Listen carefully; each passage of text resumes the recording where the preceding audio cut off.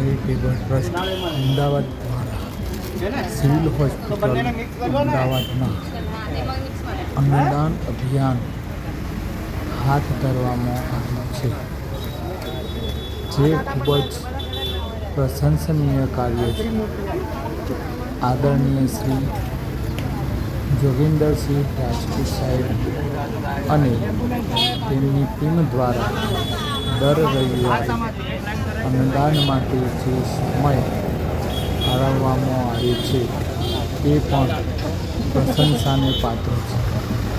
તો આપ સૌને આ અન્નદાન અભિયાનમાં ફૂલ નહીં તો ફૂલની પાંખડી સ્વરૂપે આપનું યોગદાન આપવા અને અપાવવા અને આ પુણ્ય કાર્યમાં સહભાગી થવા નમ્ર વિનંતી છે.